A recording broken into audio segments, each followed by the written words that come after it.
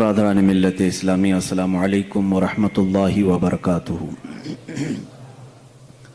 الحمدللہ الحنان المنان الذي خلق الانسان وعلمه البیان، والصلاة والسلام على رسوله سید الانس والجان وعلى آلہ واصحابہ ذوی الخیر والاحسان، اما بعد فاعوذ باللہ من الشیطان الرجیم، بسم اللہ الرحمن الرحیم۔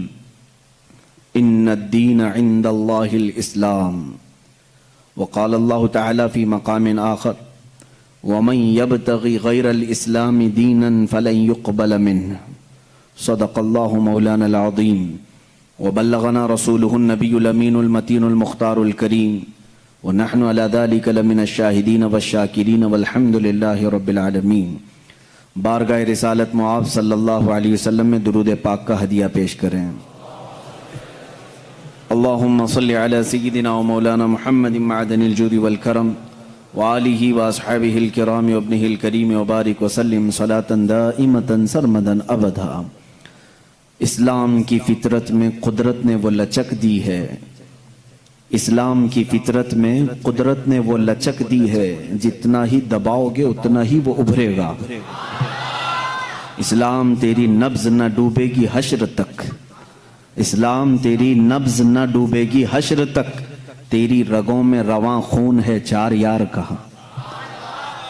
عزیزان گرامی وقار، آج کی اس محفل پاک میں میں یہ چاہتا ہوں کہ جس دین متین کے ساتھ ہم وابستہ ہیں، جس سچے دین پر ہم آج قائم ہیں، اس کی جامعیت، اس کے کمال اور اس کے شمول کو میں آپ کے سامنے رکھوں کہ اسلام ہے کیا آخر، اسلام کسے کہتے ہیں۔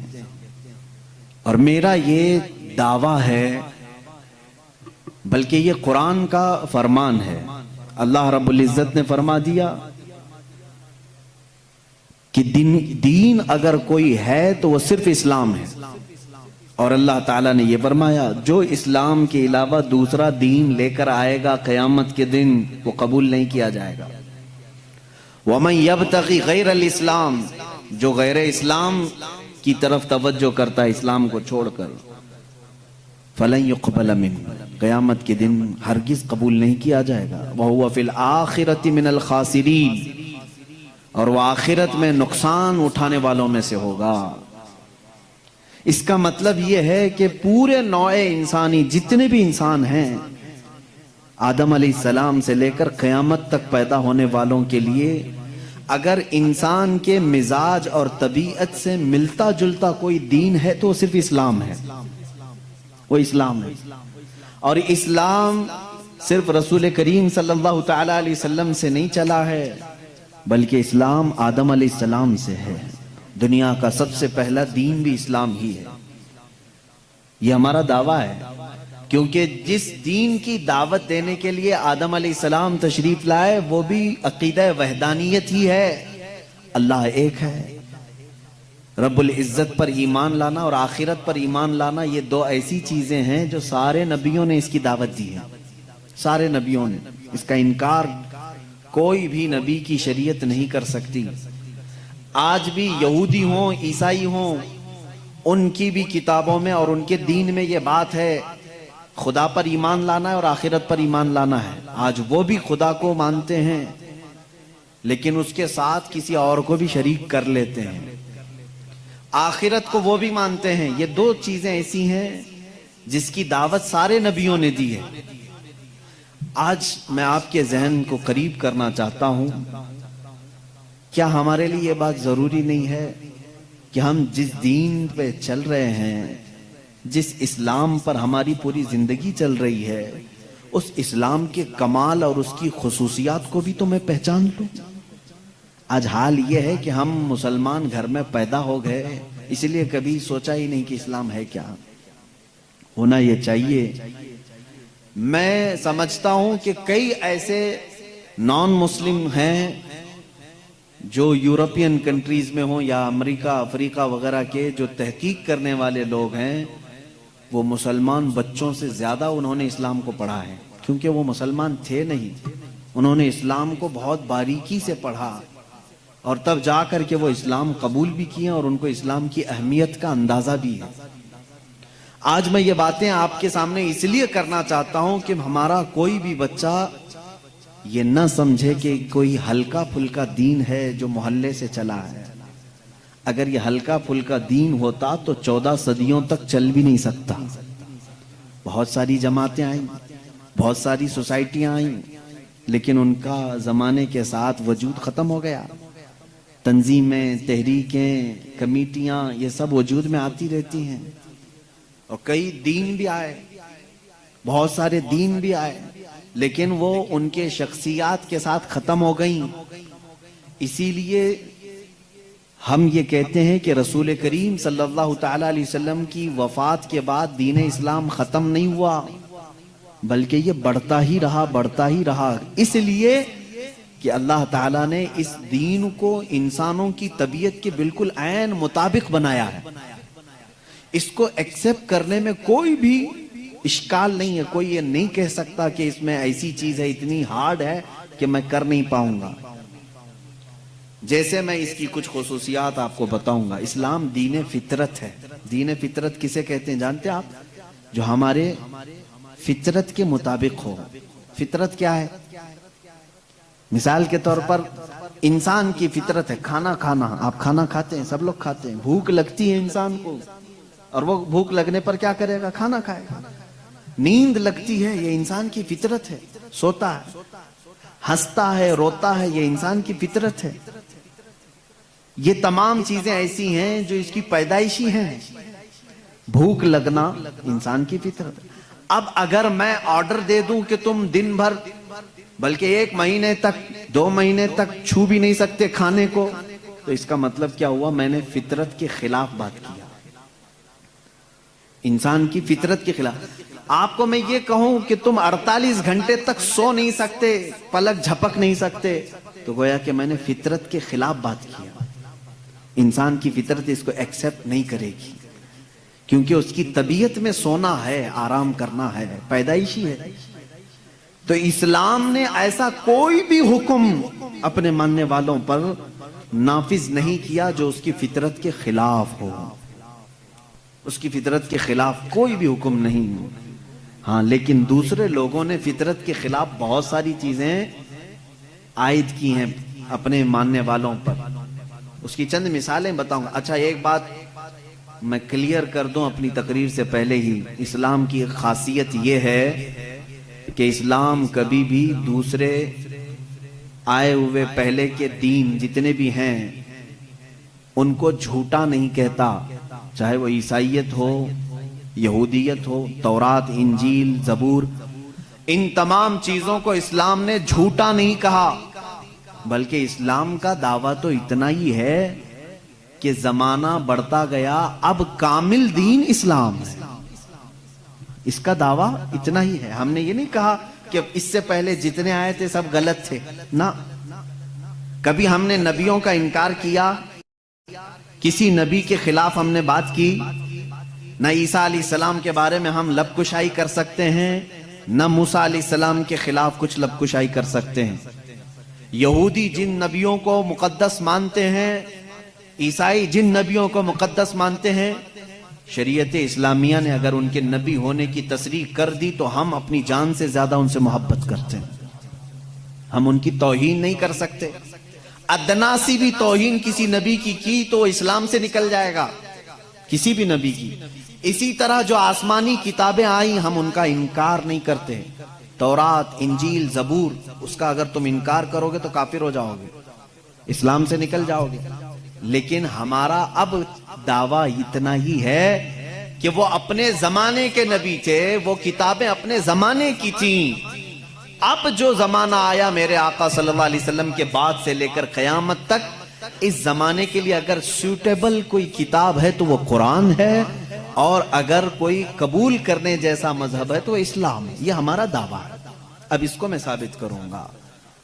جیسے عیسائیوں پر اللہ تبارک و تعالیٰ نے کبھی یہ حکم نہیں فرمایا تھا کہ وہ شادی نہ کریں، انہوں نے اپنے آپ پر اس طرح کا سنیاس لینے کا خود سے، جیسے رہبانیت، ان کے ہاں راہب بنتے ہیں، نن ہوتی ہیں، زندگی بھر شادی نہیں کریں گے، پادری شادی نہیں کرے گا، پاپ وہ کسی سے شادی نہیں کرے گا۔ شادی کرنا یہ انسان کی فطرت ہے، ہر مرد کے اندر عورت کی خواہش پیدائشی ہے، یعنی اللہ تعالیٰ نے اس کے جسم میں یہ رکھا ہے کہ عورت سے وہ قرار حاصل کرے، تسکین حاصل کرے۔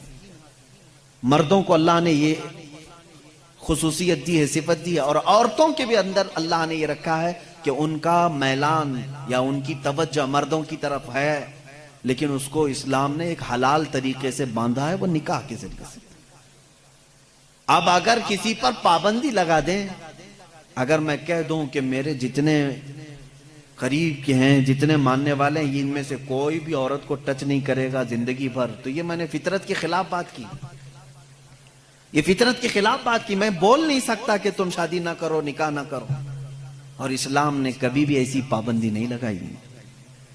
عیسائیوں نے اپنے اوپر لازم کر لیا کہ جو ان کا مذہبی ہوگا، ریلیجیس ہوگا، وہ عورتوں کو نہیں چھوئے گا۔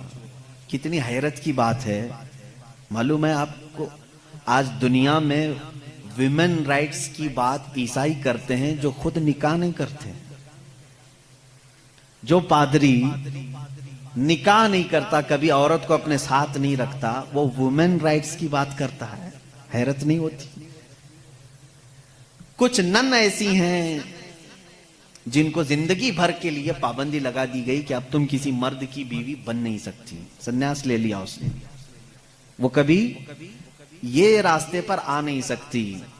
یہ فطرت کے خلاف ہے، اور ہم نے اس کے انجام دیکھے ہیں، بلکہ اخباروں نے آپ سب کو بتایا بھی ہوگا۔ حقیقت ہے کہ جب فطرت کے خلاف کوئی بات کی جاتی ہے تو وہ چند دن تک تو چل سکتا ہے، لیکن پھر کہیں غائبانہ طور پر لاوا پھوٹ ہی جاتا ہے۔ اور اس کا انجام دیکھا ہے کہ کئی چرچ ایسے نکلے جہاں پر راہبوں نے نن اور دوسرے آنے والے بھکتوں کو ہی نہیں بخشا۔ یہ حالات ہوئے ہیں۔ اس کی وجہ یہ ہے کہ فطرت کے خلاف یہاں پر حکم دیا، یا انہوں نے خود اپنے آپ کو اس طرح کا کیا۔ اسی طرح سے بعض دوسرے مذاہب میں بھی سنیاس لینے کے جو طریقے بتائے گئے ہیں، اسلام اس کا قائل نہیں ہے۔ اسلام معاشرتی مذہب ہے، سب کے ساتھ رہ کر کے جینے والا مذہب ہے۔ اگر دنیا کو ترک کرنے کا مطلب یہ ہوتا کہ انسانوں میں نہ رہا جائے، تو کبھی رسول کریم صلی اللہ علیہ وسلم مدینے جیسے شہر میں رہتے ہی نہیں، جنگل میں جا کر کے رہتے ہیں، کنارہ کشی اختیار کر لیتے۔ لیکن اسلام معاشرتی مذہب ہے، یعنی لوگوں کے درمیان رہنے کا مذہب ہے، دین ہے۔ ہم سنیاس نہیں لیتے۔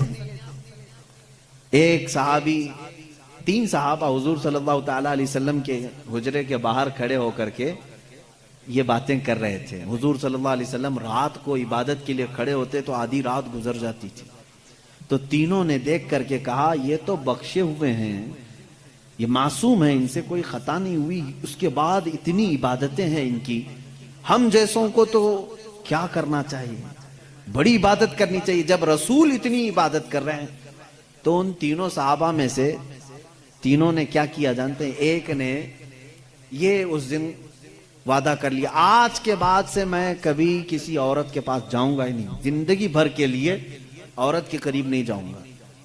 دوسرے صحابی نے کہا آج کے بعد سے میں کبھی رات کو سوؤں گا ہی نہیں، پوری رات کھڑا رہوں گا۔ تیسرے صحابی نے کہا آج کے بعد سے میں کبھی کھاؤں گا ہی نہیں، دن میں بھی اور رات میں بھی روزہ رکھوں گا۔ رسول کریم صلی اللہ تعالی علیہ وسلم اندر سے سن رہے تھے، باہر تشریف لائے ہیں، اور میرے آقا صلی اللہ تعالی علیہ وسلم نے پوچھا تم میں سے کون کون ہے جو یہ باتیں کر رہا تھا؟ وہ صحابہ نے کہا کہ یا رسول اللہ صلی اللہ علیہ وسلم، ہم نے آپ کی عبادتوں کو دیکھ کر کے یہ کہا، جب آپ سید الانبیاء ہیں، معصوم ہیں، آپ اتنی عبادت کرتے ہیں تو پھر ہماری عبادت کا حال کیا ہونا چاہیے؟ ہمیں بہت زیادہ عبادت کرنے کی ضرورت ہے، اس لیے ہم نے ایسے ایسے عہد کیے۔ میں نے کہا ہے کہ آج سے میں عورتوں کو چھوؤں گا نہیں، کبھی کسی کے قریب نہیں جاؤں گا، نکاح کر کے بھی نہیں جاؤں گا۔ دوسرے نے کہا میں نے یہ کہا ہے کہ رات کو سوؤں گا نہیں۔ تیسرے نے کہا میں نے یہ کہا ہے کہ آج کے بعد سے کبھی کھاؤں گا نہیں۔ اللہ کے نبی صلی اللہ علیہ وسلم نے فرمایا اسلام یہ نہیں ہے، اسلام یہ نہیں ہے میری سنت پر اگر عمل کرنا چاہتے ہو تو میں اللہ کی عبادت کا بھی حق ادا کرتا ہوں اور عورتوں کا بھی حق ادا کرتا ہوں. میں نے اپنی رات کو تقسیم کر رکھا ہے, بیویوں کے لیے بھی حق ہے اور اللہ کی عبادت کا بھی حق ہے. اور دوسرے سے کہا تم نے کہا کہ رات کو کبھی سوؤں گا ہی نہیں, یہ بھی ہمارا طریقہ نہیں ہے. تم فطرت کے خلاف بات کر رہے ہو, بیمار ہو سکتے ہو, روزانہ رات پورے نہیں سو رہے. اب یہاں اس پر میں رک کر کے کہوں گا, حضور صلی اللہ علیہ وسلم نے اس صحابی کو منع کیا جو یہ کہہ رہے تھے میں رات بھر عبادت کروں گا. حضور نے فرمایا میری سنت یہ ہے کہ میں تھوڑی رات آرام کرتا ہوں اور تھوڑی رات اپنے رب کی عبادت بھی کرتا ہوں. تمہارے جسم کا بھی تم پر حق ہے, اس کو بھی آرام دو. اور پھر تیسرے صحابی سے کہا میری سنت یہ ہے کہ میں افطاری بھی کرتا ہوں اور سحری بھی کرتا ہوں اور روزہ بھی رکھتا ہوں. ایسا نہیں کہ پورا پابندی کر لیا, جبکہ وہ رسول جن کو اللہ تعالیٰ جنت سے کھلاتا پلاتا ہے, اس کے باوجود میرے آقا صلی اللہ علیہ وسلم فرماتے ہیں کہ کنٹینیو روزہ رکھنا نہیں چاہیے, کہ تمہارے جسم کا تم پر حق ہے, کمزوری آ جائے گی. حضور نے منع فرمایا میں ایک دن روزہ رکھتا ہوں ایک دن نہیں رکھتا, یا میں افطار کرتا ہوں شام کے وقت اور دن میں روزہ رکھتا ہوں. اس کا مطلب یہ ہے میرے عزیزو, اس پوری حدیث کا خلاصہ یہ ہے اللہ کے نبی صلی اللہ تعالی علیہ وسلم نے جو حکم دیے, اسلام کا خلاصہ یہ ہے کہ اس میں کہیں پر بھی افراط و تفریط نہیں, یعنی بہت تنگی والے حکم بھی نہیں اور بہت ڈھیل بھی نہیں. اسلام درمیانی راستہ ہے, درمیانی راستہ ہے. اب یہاں ان لوگوں کو سوچنا چاہیے, حضور نے جس صحابی کو رات بھر عبادت کرنے کے لیے منع کیا, یہاں رات بھر گیم کھیلنے والے لوگ موجود ہیں, پوری رات بھر عیاشی کرنے والے موجود ہیں. ان کو تو رات بھر کھڑے ہو کر کے عبادت کرنے کو میرے آقا نے منع کیا تھا. آرام کرو تھوڑی دیر, اپنے جسم کو راحت پہنچاؤ. اس طرح سے اسلام کی یہ خصوصیات ہے کہ اسلام انسان کی فطرت کے عین مطابق ہے, اسلام کی فطرت کے مطابق ہے. اسی لیے قرآن کہتا ہے لا یکلف اللہ نفسا الا وسعها. میں آج چیلنج کرتا ہوں, ایک ایسا حکم لا کر کے دکھا دو, ایک ایسا حکم اسلام میں کہ جس میں ایسا لگتا ہو کہ یہ انسان کے لیے بھاری ہے. ایسا نہیں ہونا چاہیے, ایسا نہیں ہونا چاہیے تھا. اسلام نے اپنے ماننے والوں پر یہ پابندی کیوں لگائی؟ ان کے پاس کیا ہے معلوم ہے, مخالفین اسلام کے پاس اگر وہ لائیں گے کوئی چیز تو یہ کہیں گے کہ اسلام سال میں ایک مرتبہ پورے مہینے بھر لوگوں کو بھوکا کیوں رکھتا ہے, بھوکا کیوں رکھتا ہے, جبکہ یہ انسان کی فطرت کے خلاف ہے. انسان کھانا پانی پسند کرتا ہے اور آپ اس کے کھانے پانی کو روک رہے ہیں. تو میں پہلا جواب تو یہ دوں گا کہ روزے رکھنے سے کتنے مسلمان مر گئے. پہلی بات یہ ہے, اگر ہر سال ایک مہینہ رمضان میں اسلام اپنے ماننے والوں کو روزے رکھواتا ہے تو پھر یہ مسلمانوں کا صفایا ہوتے رہنا چاہیے. اگر یہ صحت کے خلاف ہوتا, تو اگر یہ ہمارے جسم کے خلاف ہوتا روزہ رکھنا, تو اسلام میں ہر سال رمضان کے ٹائم پہ لاکھوں کی موت ہو جانا چاہیے. بھوک سے مر گئے, بھوک سے مر گئے. اب تک تو اسلام ہی نہیں ہوتا 1400 سال سے. میرے عزیزو, اب میں آؤ ان کی نقلی دلیل بھی اگر بتا دوں. نقلی کا مطلب نقل کی ہوئی, ان کے جو ریسرچ اسکالر ہیں انہوں نے خود کہا ہے. آج میں 2-4 روز سے ڈائٹنگ پلان دیکھ رہا تھا کہ ڈائٹنگ پلان میں کیا ہوتا ہے جسم کو صحیح رکھنے کے لیے, فاسد مادات کو دور کرنے کے لیے.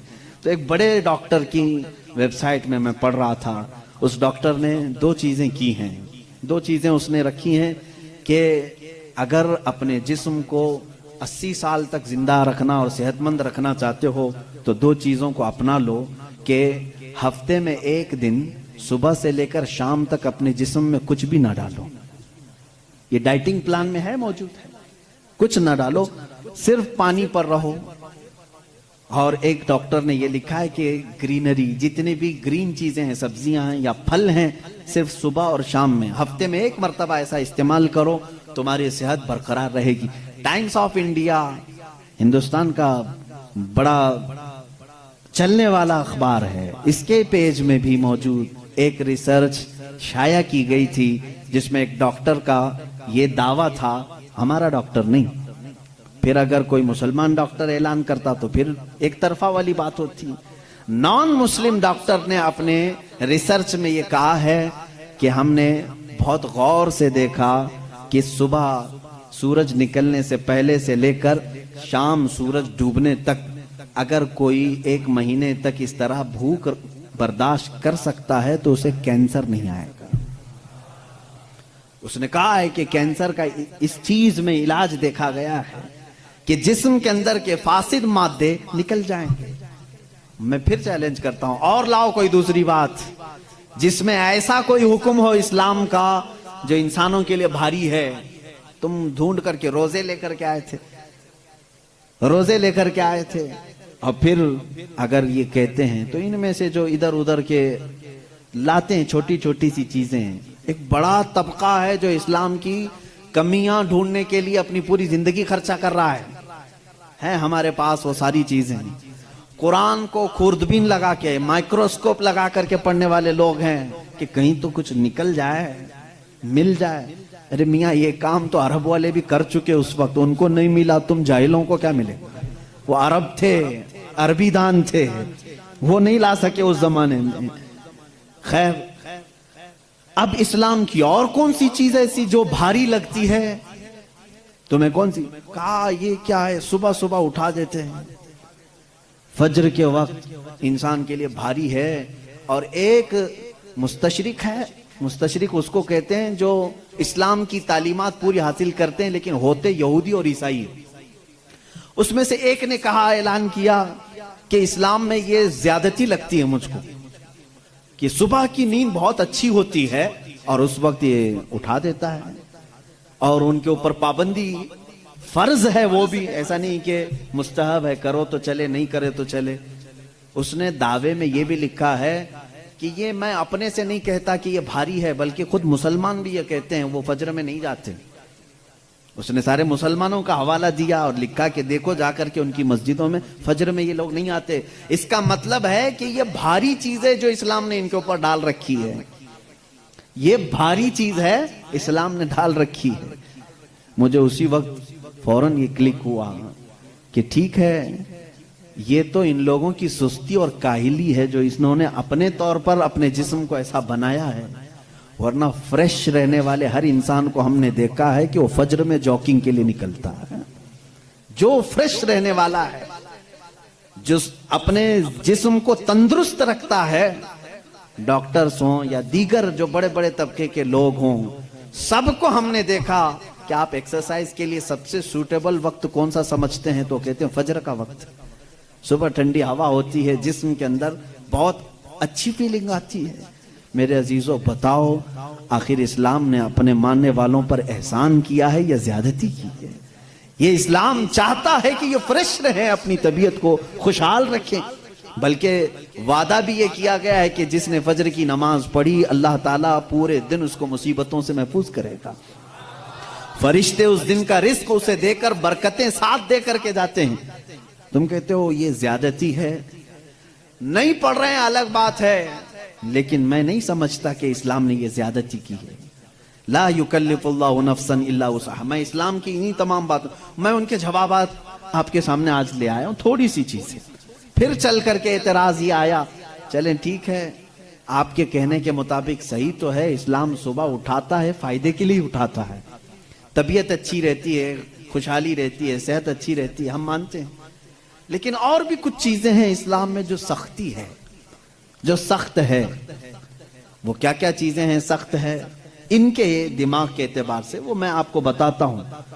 इस्लाम दीन फितरत है, ये मेरा चैलेंज है, तबीयत के ऐन मुताबिक बना हुआ है, और मैं अगर दूसरे मज़ाहिब को छेड़ूं तो बात बहुत दूर हो जाएगी, बहुत तवील हो जाएगी, क्योंकि मेरा ये मिजाज नहीं है कि दूसरों की खराबियां लेकर के सबके सामने बैठूं, और खराबियां ढूंढना अच्छी बात भी नहीं। हम तो अच्छाइयां बयान करते हैं। अब मैं आपको बताऊं कि तीसरी एक और चीज जिसको ये कहते हैं कि इंसान, इस्लाम जो है औरतों को बराबरी नहीं दी है, ये इनकी एक ज्यादती है इस्लाम में। मैंने पूछा कौन सी बराबरी चाहते हो आप, कौन सी बराबरी? कहा बहुत सारी पाबंदियां हैं, उसको नकाब में रख करके अंदर बंद करके रखते हो, اس کو باہر جانے کی اجازت نہیں ہے، جیسے تم گھومتے پھرتے ہو ویسے اس کو نہیں گھماتے پھراتے، تم عورتوں کو پابند رکھے ہو، اور دوسرا ایک اور اعتراض ان کو کہ عورتوں کی فیلنگ کے ساتھ تم کھلواڑ کرتے ہو، 4 شادیوں کی اجازت دیتے ہو۔ ابھی تو ہم نے ایک ہی کیا ہے، پھر بھی ان کو تکلیف ہے۔ 4 کی اجازت اسلام نے، تو اس کا الگ جواب ہے کہ عورتوں کے ساتھ یہ زیادتی ہے یا انصاف ہے۔ پہلی بات تو یہ ہے کہ ان کو بند رکھتے ہو، ایک کمرے میں قید رکھتے ہو، اور یہی مغربی تہذیب کے دل دادا کچھ اسلامی ملکوں میں آ کر کے عورتوں کا دماغ بھی خراب کر رہے ہیں، آ کر کے ان عورتوں کو بھڑکا رہے ہیں کہ تم باہر نکلو بینر لے کر کے، ہمارا جسم ہماری مرضی چلے گی، ہمارے اوپر کوئی پابندی نہیں چلے گی۔ ہر جگہ یہ چل رہا ہے آج، اور یہ لوگوں کو بتانا یہ چاہتے ہیں کہ اسلام نے عورتوں پر یہ سختی کی ہے، ان کو برابری کا درجہ نہیں دیا ہے۔ کون سی برابری تم چاہتے ہو؟ کون سی برابری؟ یہ صرف جسم کے خواہش مند لوگ عورت کو یہ سمجھتے ہیں کہ یہ ناچنے والی چیز ہے، عورت کو یہ سمجھتے ہیں کہ یہ صرف ہمارے کھانے والی چیز ہے، اس کے ساتھ کھیلنے والی چیز ہے، تم اس کو برابری سمجھ رہے ہو۔ میں کہتا ہوں ان ماؤں اور بہنوں سے، تم ان کی برابری کو پسند کرتے ہو یا پھر اسلام نے جو تمہیں برابری دی ہے وہ کیا ہے؟ آؤ رسول کریم صلی اللہ علیہ وسلم کے فرامین تو سنو۔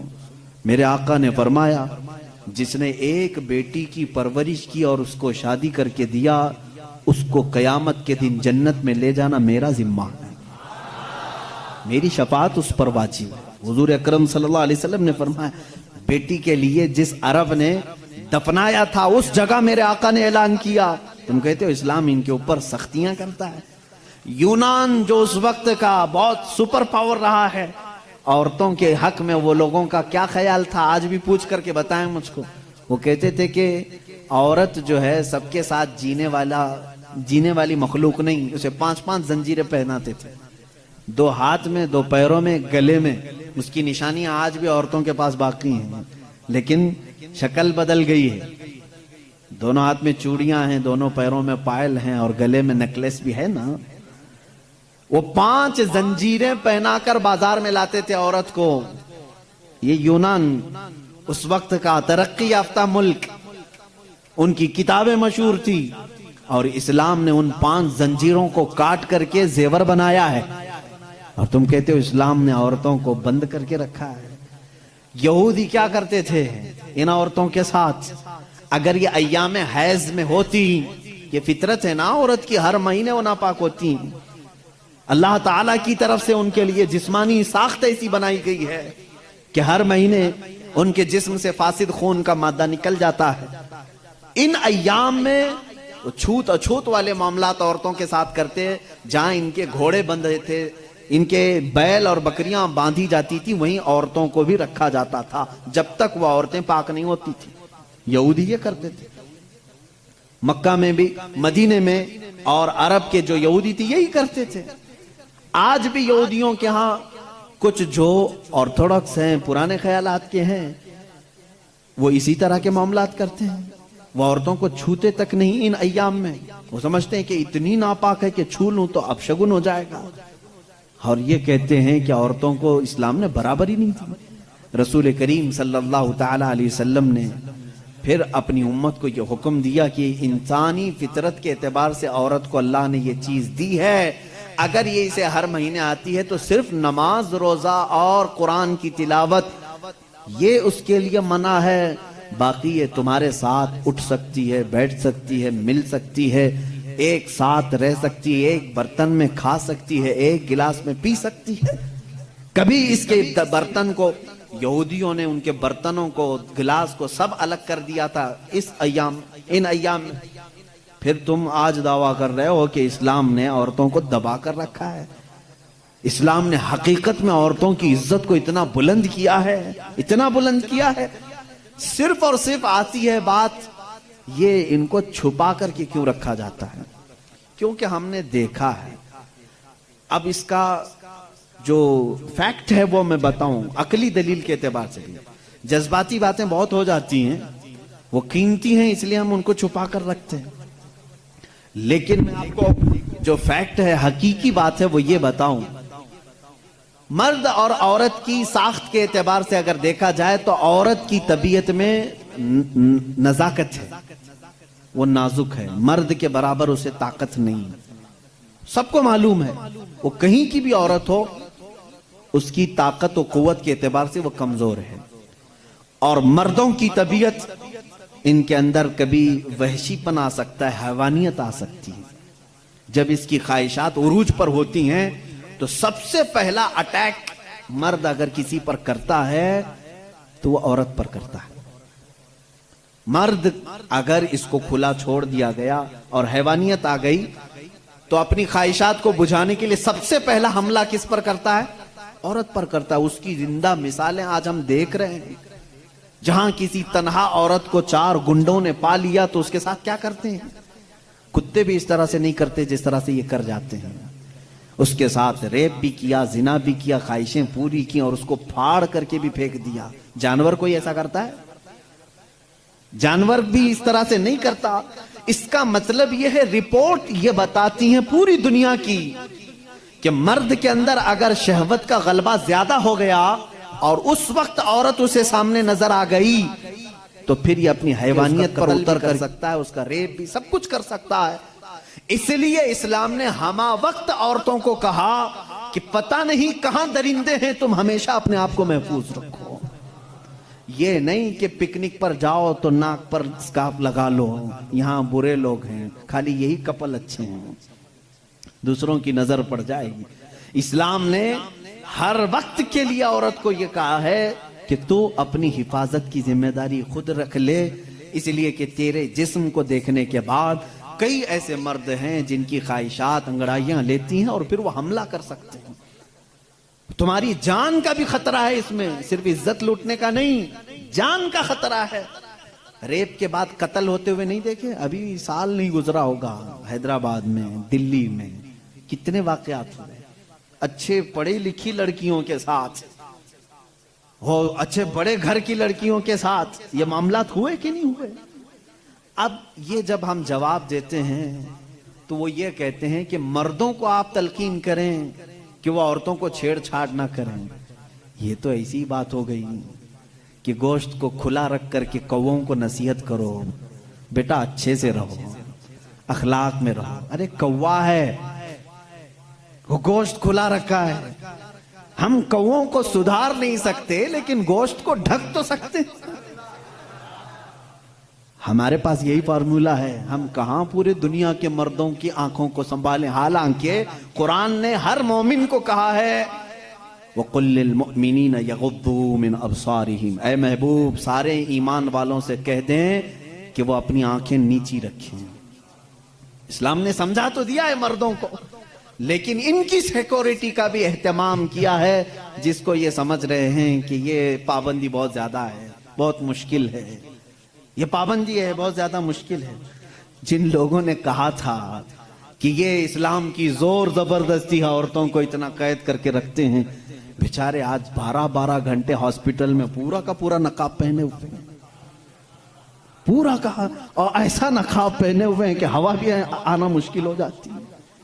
اور ہم تو برقعے بیچنے والے مشہور تھے، برقعے بیچنے والے مشہور تھے. آج پوری مغربی دنیا مشہور ہو گئی. پی پی کٹ نام رکھا ہے تم نے، برقعے ہی بیچ رہے ہو، بیچ رہے. ہم تو صرف حفاظت عورتوں کے جسموں کی کر رہے تھے، تم نے تو برقع اب مردوں کو بھی پہنا ہے، سب کو پہنا ہے. اب ان سے پوچھو کیوں اب سختی نہیں ہے؟ یہ کسی کے جسم کو اتنا ڈھانک کر کے رکھنا یہ زور زبردستی نہیں ہے. تم کہتے ہو اسلام اتنی سختی لے کر کے آیا ہے کہ عورتوں کو بند کر کے رکھا. اب یہ جواب دیں نہیں، وائرس پھیلا ہوا ہے، وائرس پھیلا ہوا ہے، جسم کو لگ نہ جائے. ارے نادان، یہی تو 1400 سال سے ہم کہہ رہے تھے انسانوں کی آنکھوں کا وائرس بھی پھیلا ہوا ہے، کہیں ہماری بچیاں غیر محفوظ نہ ہو جائیں، کہیں کسی کے جسم میں یہ باتیں، یہ آنکھوں کا زہر سرایت نہ کر جائے، ان کے دل بہک نہ جائیں. اور میں بہت پہلے سے کہتا آ رہا ہوں، تحقیق یہ بتاتی ہے کہ مرد کی آنکھیں جب اس میں خواہش پیدا ہوتی ہے نا، ایک زہریلا مادہ نکلتا ہے، زہریلا مادہ نکلتا ہے.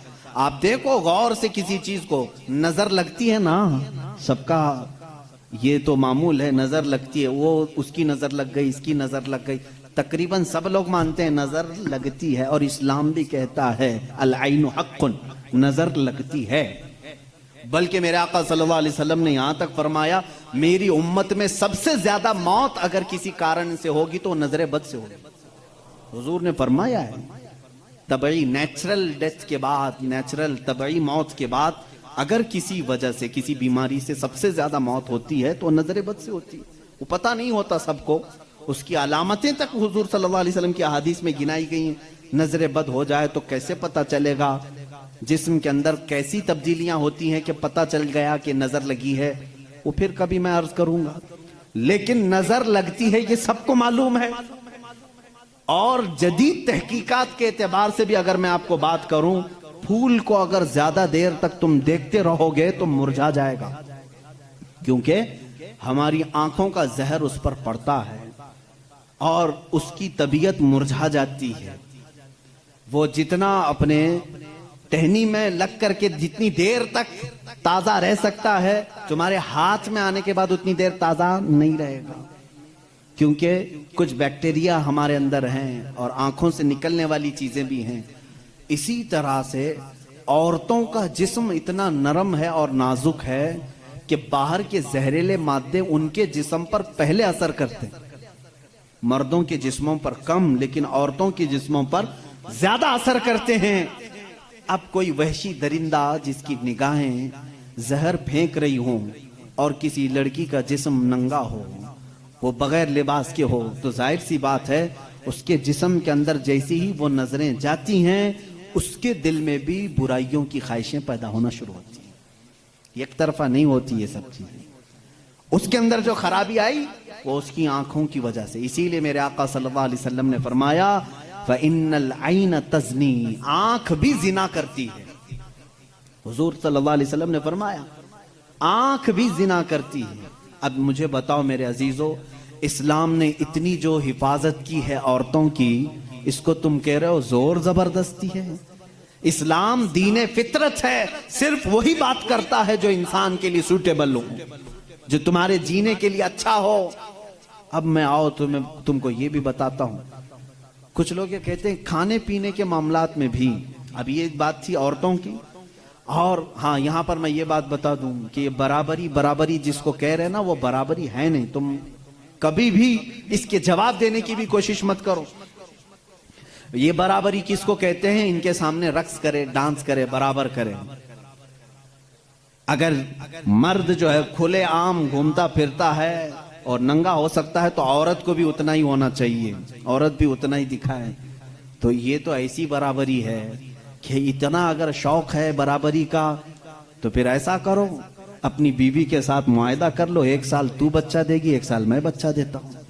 یہ برابری کرنے کی چیز ہے؟ ارے سارا بچوں کا درد عورت ہی کیوں سہے؟ تم بھی تھوڑا سا پارٹنرشپ میں لے لو. ایسا نہیں کر سکتے، تمہیں معلوم ہے عورت کی فطرت ہے. کچھ چیزیں ایسی ہیں اس کی ساخت میں، اس کے لیے وہ ضروری ہیں، اور اسلام یہ سمجھتا ہے کہ عورت کے لیے اس کے گھر میں رہنا زیادہ سوٹیبل ہے بنسبت باہر گھومنے پھرنے کے. کھلے عام رہنے سے زیادہ اگر محفوظ کوئی عورت ہو سکتی ہے تو وہ پردے میں رہ سکتی ہے. اس لیے اسلام نے اس کو پردے کا حکم دیا. اس پر زور زبردستی نہیں، پابندی نہیں. اس کی فطرت ہے، وہ اسے جتنا محفوظ رکھ سکتے ہو. اب خریدنے والی چیزوں میں ہی آپ دیکھ لینا. اب اس کو میں عقلی طور پر اگر آپ کو بتاؤں، کچھ چیزیں ایسی ہیں آپ خرید کر، آلو پیاز لے کر کے آئے، آلو پیاز لے کر کے آئے، آپ کی کچن میں آپ نے اس کو کسی بٹی میں رکھ دیا، ٹوکرے میں رکھ دیا، کہیں پر بھی رکھ دیا، چل جاتا ہے، رکھ دیا. لیکن ساتھ میں آپ نے کچھ گوشت خریدا، کچھ ٹماٹے، کچھ دہی، باہر نہیں، فریزر میں رکھنا پڑتا ہے. بھائی ان کو دونوں کو برابری دو. دہی کو بھی ٹوکرے میں کیوں نہیں رکھتے؟ گوشت کو بھی باہر یہ اس ٹوکرے میں کیوں نہیں رکھتے؟ آپ خود کہیں گے. کچھ چیزیں ایسی ہوتی ہیں جن کی سیفٹی فریزر کے اندر ہے. کچھ چیزیں ایسی ہیں کہ وہ باہر رہ کر کے بھی سلامت ہیں. جب تمہیں دنیا کے ہر نظام میں یہ بات سمجھ میں آتی ہے تو اللہ نے مرد اور عورت کو پیدا ہی ایسا کیا ہے کہ مرد اگر باہر رہے تو سیف ہے، اس کے جسم کی ساخت ایسی ہے، لیکن عورت گھر کے اندر زیادہ سیف ہے. اس لیے اسلام نے اسے پردے کا حکم دیا ہے. بات سمجھ میں آ گئی؟ اسلام نے زور زبردستی اس کو پابند نہیں بنایا، زور زبردستی پابند نہیں بنایا. بہرحال یہ ایک بہت بڑا عنوان ہے. عورتوں کے حقوق کی بات اگر کوئی ایسا بندہ کرتا تو سمجھ میں آتا جو عورتوں کو مرتبے میں بڑھا کر کے یوں کہے کہ عورت کے قدموں کے نیچے جنت ہے. اگر کوئی ایسا شخص کہتا تو بات سمجھ میں آتی جو یہ کہے کہ بیوی کو ایک لقمہ کھلاؤ تو صدقے کا ثواب ہے.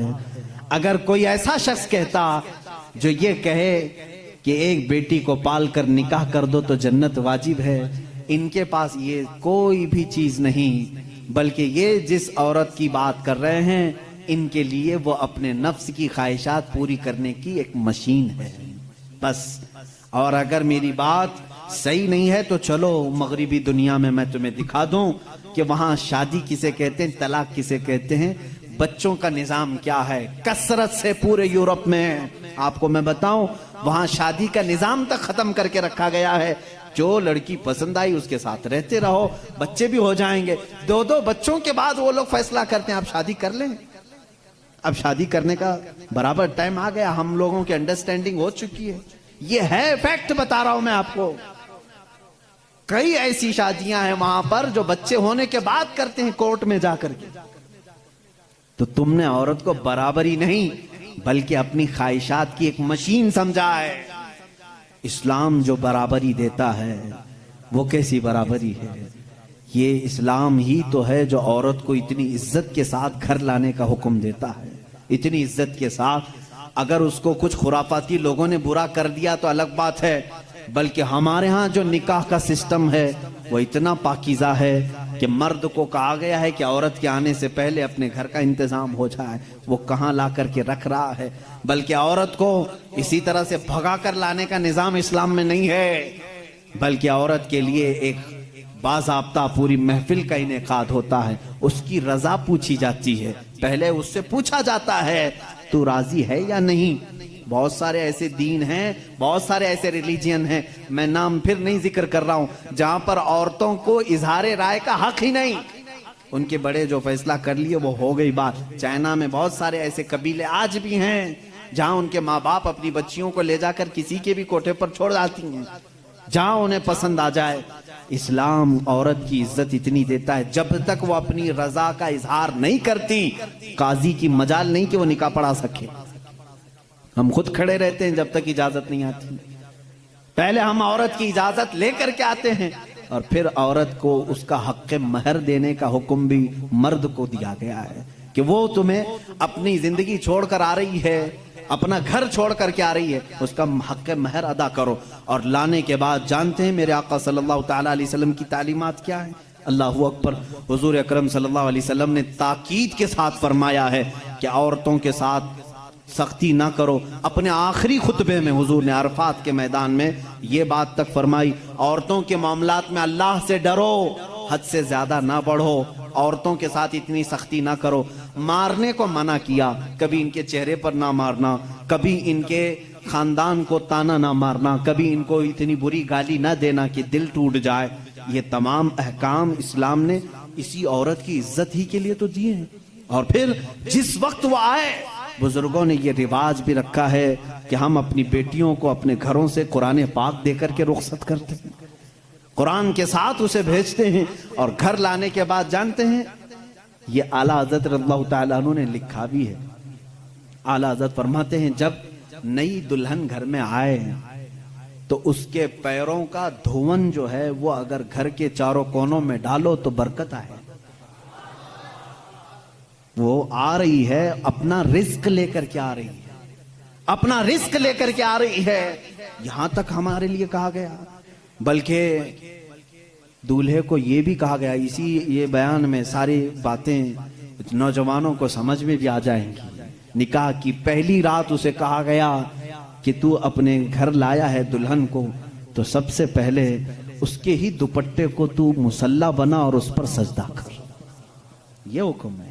عورت کی عزت نہ ہوتی تو ہم مصلی بناتے اس کے دوپٹے کو. پہلی رات کہا گیا ہے.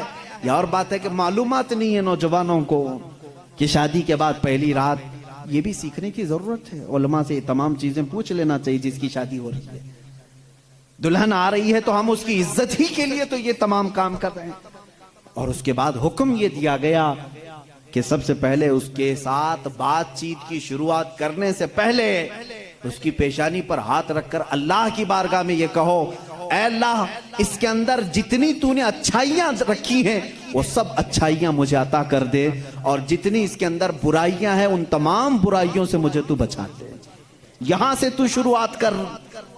ظاہر سی بات ہے میں نے اس وقت محسوس کیا چند دنوں پہلے ایک نوجوان کو تلقین کر رہے تھے پیشانی پر جہاں بال اگتے ہیں وہاں ہاتھ رکھ کر کے دعا کرنا. تو اس نے پوچھا کہ حضرت دعا تو ایسی ہی کر سکتے ہیں پیشانی پر کیا؟ میں بھی چونک گیا. اس کو میں بتاؤں میرے ایک استاد سے میں نے پوچھا کیا ایسا ہے کہ اپنی دلہن کی پیشانی پر ہاتھ رکھ کر کے اس طرح دعا کرنا چاہیے؟ انہوں نے کہا ہاں ہے. دعا تو کیسے بھی کریں ہاتھ نہ رکھیں اور ہاتھ چھوڑیں ہاتھ اٹھائیں سب دعا اللہ سنتا ہے لیکن اس لیے پیشانی پر رکھ کر کے دعا کرنے کے لیے کہا گیا کہ وہ آج اپنے والدین کو چھوڑ کر کے آئی ہے اس کے وسیلے سے اللہ جلدی دعا قبول کرے گا.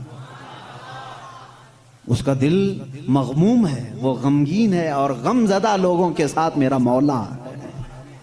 وہ اپنے والدین کو چھوڑ کر کے تیرے گھر آئی ہے وہ مغموم ہے بہت غم زدہ ہے. آج اس کی پیشانی پر ہاتھ رکھ کر کے دعا کرو.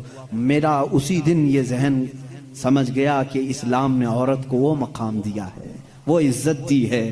ہم نے اس کو اپنے جسموں کو سکون پہنچانے والا آلہ نہیں سمجھا مشین نہیں سمجھا بلکہ حقیقی مسلم وہ ہے جو اپنی عورت کی عزت بھی کرے احترام بھی کرے.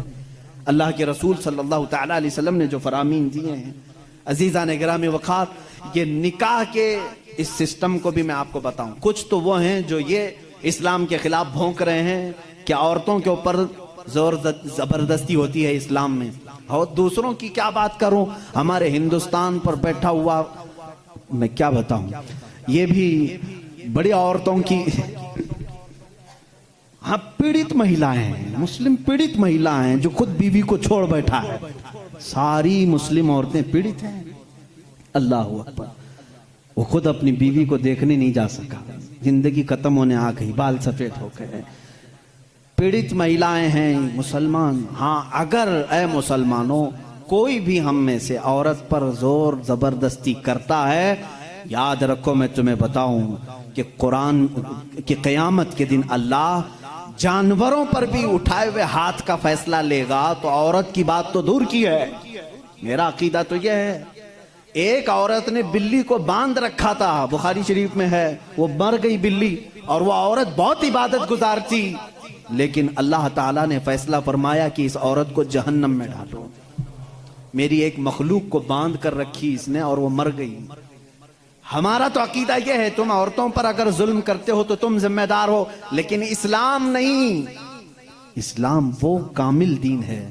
یہ بیچارے کیا پڑھ پائیں گے جن کو کبھی ڈھنگ کی سپیلنگ نہیں آتی کبھی یہ ایک ایسا ہوتا ہے کہ ڈمرو بجاؤ تو کوئی ناچتا ہے.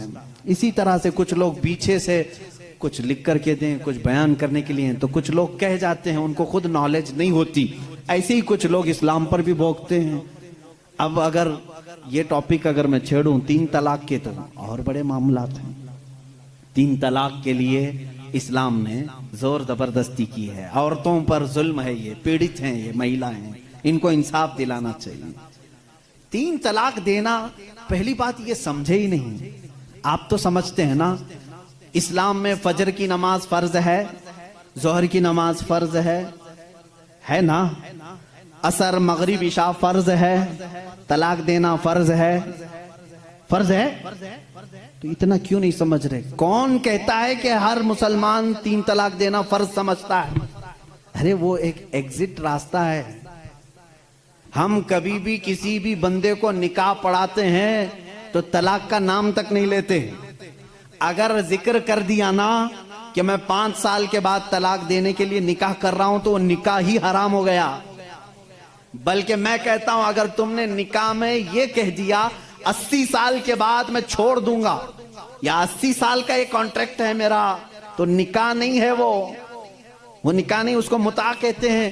ہم نکاح میں کبھی وقت متعین نہیں کر سکتے, بلکہ ہم تو لائف ٹائم کے لیے نکاح کر رہے ہوتے ہیں, لائف ٹائم کے لیے. لیکن انسانی زندگی میں کئی معاملات ایسے آتے ہیں کہ مزاج نہیں جم سکتا. ضروری نہیں ہے کہ ہر آدمی کا مزاج دوسرے سے جم جائے. کبھی ایسا ہو گیا تو اس کے لیے آپشن رکھنا چاہیے کہ نہیں رکھنا چاہیے, اس کے لیے آپشن رکھنا چاہیے کہ نہیں رکھنا چاہیے. ارے میاں تم کسی کو گاڑی میں بٹھا کر کے بھیج رہے ہو اور اس سے یہ کہو کہ چلنا ہی ہے, اگر وہ پوچھ لے گاڑی کے پہیے دونوں پنچر ہو گئے تو کیا کروں, کہا پھر بھی چلنا ہی ہے, یہ ظلم ہے, یہ زیادتی ہے. اس سے یہ کہنا چاہیے کہ اگر گاڑی کے پہیے پنچر ہو گئے, ٹائر پنچر ہو گئے تو قریب میں گیریج ہے, کھول کر کے بدلوا لو. معقول بات ہے کہ نہیں؟ اگر بیچ راستے میں نہیں تم پابندی لگا دے, نہیں ٹائر نہیں بدلنا, پنچر ہوئی اسی سے چلنا, یہ زیادتی ہے کہ نہیں؟ اب میں آپ کو بتاتا ہوں, 2 ٹائر لے کر کے چلے تھے شادی کے بعد, 2 ٹائر ہیں اور دونوں چل رہے ہیں تو ٹھیک ہے, ایک بھی پنچر ہوا تو کیا کرو, یہ کہتے نہیں پنچر ٹائر کے ساتھ ہی چلو. ارے بھائی کہیں اور گاڑی گڑے میں گر جائے گی. حکم یہ ہونا چاہیے کہ اگر پنچر ہو گیا تو ٹائر چینج کر سکتے ہو, تمہارے لیے آپشن ہونا چاہیے. بس اسلام کا تقاضا صرف اتنا ہی ہے کہ اگر کسی کی زندگی میں انبن ہو گئی, نہیں بن پائی, تو اس کے لیے ایک آپشن ہے کہ عورت کو وہ بھی ایک ساتھ 3 طلاق نہیں, اس کو حرام قرار دیا گیا ہے. شریعت میں ایک وقت میں 3 طلاق دے دینا حرام ہے. میں اس کا ببانگ دہل آج اعلان کرتا ہوں, اگر کوئی ایک ہی ساتھ اپنی عورت کو طلاق طلاق طلاق اس طرح 3 بار کہہ دیتا ہے تو اس نے حرام کام کیا, گناہ کیا, ناجائز کام کیا ہے. اگر چھوڑنا بھی ہے تو اس کو اسلام نے طریقہ بتایا ہے. ایک بار پہلے بولو, 1 مہینے کا ٹائم دو, 1 مہینے میں بھی پھر نہیں بنی تو دوسری مرتبہ پھر 1 بولو اور 1 مہینہ چھوڑ دو. 2 مہینے کا ٹائم گزر گیا, اب پھر بھی نہیں بن پا رہی, تب پھر سب کو بٹھا کر کے کہہ دو ہم نے 2 مرتبہ دیکھ لیا, اب ہماری زندگی آگے چل نہیں پاتی, تیسری مرتبہ ہم اس کو ختم کرتے ہیں. یہ طلاق کا صحیح طریقہ ہے. کیا اس میں اسلام نے ظلم کیا؟ اسلام نے اس میں ظلم کیا؟ اس کو یہ ڈھنڈورا پیٹ پیٹ کر کے لوگوں کو ایسا بنا کر کے رکھیں. بیچارے کچھ لوگ ان پڑھ ان کی باتوں میں آ بھی جاتے ہیں. ارے ہمارا ہندوستان تو ایسا ہے کہ باہر کوئی بھی ڈمرو بجائے اس کے ارد گرد تو لوگ کھڑے ہو ہی جاتے ہیں. کوئی بھی گلی کوچے میں بھی آ کر کے ڈھول بجاتا ہے تو کتنا مجمع جمع ہوتا ہے. پارلیمنٹ میں بیٹھ کر کے اگر بجائے تو کیوں نہیں سنیں گے لوگ, سنیں گے لوگ. ہماری پبلک ہے, بہت میچور پبلک ہے. عزیزان گرامی, یہاں پر میں آپ کو اسلام کی وہ خصوصیات عرض کر رہا ہوں جس میں اسلام نے کہیں پر اپنے پیروکاروں پر ظلم نہیں کیا, بلکہ اس کا ہر حکم فطرت کے عین مطابق ہے. اب کچھ لوگ وہ ہیں جو سنیاس لینے کو کہتے ہیں, نہیں عورت کو چھونا بھی نہیں چاہیے, پوری زندگی بھر ایسے ہی رہنا چاہیے, اس کے بھی ہم خلاف ہیں. نہیں, اسلام اس چیز کا خلاف ہے کہ تم اس کے اندر کی چاہت اور اس کے اندر کے سکون لینے کے ذریعے کو بند کر رہے ہو. اسلام نے کہیں پر ایسے احکام نہیں دیے. عزیزان گرامی وقار, بہت ساری خصوصیات اسلام کی ہیں. اب میں آپ کو بتاؤں, جس دین پر آپ قائم ہیں اس نے اگر آپ کو کچھ چیزوں سے روکا ہے تو کیوں روکا ہے؟ جیسے یہ لوگ کہتے ہیں اگر گوشت کھاتا ہے مسلمان تو خنزیر کا کیوں نہیں کھاتا؟ آپ کے ہاں گوشت الاؤڈ ہے, پھر خنزیر کا کیوں نہیں؟ یورپ پورا ڈیولپ کنٹریز ہیں, وہاں پر بہت زیادہ ترقی یافتہ ممالک ہیں, وہ لوگ کھل کر کے کھاتے ہیں, مزے لے کے کھاتے ہیں. آخر اسلام میں کیا ہے؟ میں اگر بتاؤں تو ظاہر سی بات ہے ان کو لگے گا کہ ایک طرفہ ہے, اپنے دین کی بات کرے گا. انٹرنیٹ پر جا کر آج سرچ کرنا ہے میرے نوجوانوں, خنزیر کے سائیڈ ایفیکٹس کیا کیا ہیں, پورک کے سائیڈ ایفیکٹ کیا کیا ہیں, تمہیں خود سامنے آ جائیں گی. بہت ساری ویب سائٹ ہیں, ایک ڈاکٹر، بڑا ڈاکٹر، یہ یہاں کا نہیں وہاں کا نہیں، انہی کے تحقیقاتی ادارے کا ایک ڈاکٹر ہے، اس نے 16 نقصانات گنائے ہیں۔ کہا پگ کے، خنزیر کے گوشت کے اندر زہر ہوتا ہے، زہر ہوتا ہے، اور ایسا کہ دوسرے جانوروں میں ایسا زہر ہے ہی نہیں، حتیٰ کہ بعض لوگوں کا کہنا یہ ہے کہ اس کو سانپ بھی کاٹتا ہے تو اثر نہیں ہوتا، اس کا جسم اتنا موٹا ہے۔ باہر کی چیزیں یہ بہت جلدی جذب کر لیتا ہے، اس کا گوشت کھانا اسلام نے اس لیے منع کر دیا کہ یہ انسانوں کا بھی پیخانہ کھاتا ہے، اس کے اندر غلاظت کی عادت زیادہ ہے۔ اور جدید تحقیقات میں آج امریکہ کے اور دیگر ممالک کے ڈاکٹرز نے یہ بھی کہا کہ سب سے زیادہ چربی اسی جانور کے اندر ہوتی ہے، اور یہ سب سے زیادہ جسم کے اندر کولیسٹرول بڑھانے میں مدد کرتا ہے۔ حتیٰ کہ خنزیر کا گوشت کھانے والوں پر تحقیق کی گئی، ان کے اوپر تحقیق کی گئی تو یہ بات سامنے آئی کہ ان کے اندر حیوانیت، سیکس کرنے کی عادت بہت زیادہ پائی گئی، بہت زیادہ پائی گئی، حیوانیت زیادہ آ گئی، شرم و حیا نہیں رہی۔ اسی لیے دیکھتے نہیں پورے انگریز ننگے رہتے ہیں، ان کے اندر حیا نہیں رہ گئی۔ جسم کو چھپانا وہ پتہ نہیں اپنے لیے کیا سمجھتے ہیں، چھوٹے ہلکے ہلکے کپڑے پہن کے چلتے ہیں، عورتیں بھی ہوں مرد بھی ہوں، ایک چھوٹا سا انڈر ویئر پہن لیا، اوپر کچھ لگا لیا۔ بلکہ میں سمجھتا ہوں ان سے زیادہ فیشنیبل تو بھینس ہے، کچھ بھی نہیں پہنتی بیچاری۔ کپڑے نہیں پہننا اگر فیشن ہے تو یہ بھینسیں بہت فیشنیبل ہے، بیل بہت فیشنیبل ہے، کبھی کچھ نہیں پہنتا۔ یہ دنیا کو جنگلی نظام میں لے جانا چاہتے ہیں۔ یہ خنزیر کھانے کے سائیڈ ایفیکٹ ہیں، بیڈ ایفیکٹ ہیں جو جسم کے اوپر مرتب ہوتے ہیں۔ 16 نقصانات ہیں، وہ میں گنا نہیں پاؤں گا، میں نے آج ہی مطالعہ کیا۔ دوسری چیز شراب کے متعلق کہ اس میں تو مزہ ہے، کیوں منع کیا اسلام نے؟ یہ بھی میں نہیں کہوں گا، تمہاری تحقیقات سے جاؤ آج یہ بھی تلاش کر کے مجھے بتاؤ انٹرنیٹ پر کہ شراب کے، وائن کے سائیڈ ایفیکٹ کیا کیا ہیں، الکوہل سے کتنے نقصانات ہیں۔ میرے عزیزو، دوسروں کو بولنے کی ضرورت نہیں، گورنمنٹ ہر جگہ کی بولتی، نہیں بولتی؟ ڈونٹ ڈرنک اینڈ ڈرائیو جگہ جگہ لگائے رہتا ہے، بیچتے بھی وہی ہیں، بولتے ہیں پی کر کے چلانا مت، گاڑی مت چلانا۔ ان سے پوچھو کیوں؟ اس لیے کہ ایکسیڈنٹ کا خطرہ ہے، جا کے کسی کو ٹھوک دے گا، سامنے والا بیچارہ بے قصور مرے گا۔ اتنی ہی بات سے سمجھ جانا چاہیے کہ مسلمان اینی ٹائم ڈرائیور ہے، ہر وقت وہ ڈرائیور ہے۔ مجھے ایک پرانی بات یاد آئی، ایک مسلمان، وہ بھی کسی ویسٹرن کنٹری کا ہی تھا، پلین میں سفر کر رہا تھا، ایئر ہوسٹس نے اس کو شراب پروسا، سب کو دے رہے تھے۔ اچھا یہ بھی میں آپ کو بتا دوں، الگ الگ ناموں سے یہ شراب سپلائی کرتے ہیں۔ میں ایک بار ایجپٹ کے سفر پر تھا تو شراب سب کو دی جا رہی تھی، اس میں شراب قریب آئی، اس کو کہہ رہے ہیں کریزی واٹر ہے، کریزی واٹر ہے۔ میں نے کہا یہ کب سے، پانی پاگل کب سے ہوا؟ تو بعد میں بغل میں بیٹھے ہوئے ایک صاحب نے کہا یہ وائن ہی ہے، اس کو بہت زیادہ اتنا ریفائن کر دیا جاتا ہے کہ اس کا یہ لوگ کریزی واٹر کا نام دیے ہیں، ہے تو شراب ہی، الگ الگ ناموں سے بیچے جا رہے ہیں۔ وہ ایک صاحب تھے، مسلمان تھے، ان کو کہا گیا آپ بھی لیجیے، اس نے کہا میں مسلمان ہوں، میں نہیں پیتا۔ یہ ان کے لیے بہت بڑا دقت والا جواب ہوتا ہے، نہیں پیتے الگ بات ہے، یہ کہنا میں مسلمان ہوں نہیں پیتا، یہ چپ جاتا ہے۔ وہ کھڑی ہو گئی، سارے لوگ پی رہے ہیں، آپ کیوں نہیں پیتے؟ اس میں جسم کو سکون ہے، راحت ہے، آپ آرام سے سو جائیں گے جب تک سفر کٹ جائے گا، پی لیں آپ۔ تو اس بندے نے کچھ بھی اس کے ساتھ آرگیومنٹ نہیں کیا، زیادہ نہیں کیا، بس اتنا کہا آپ کہتی ہو پی لوں، میری ایک شرط ہے، یہ شراب پہلے پائلٹ کو پلانا،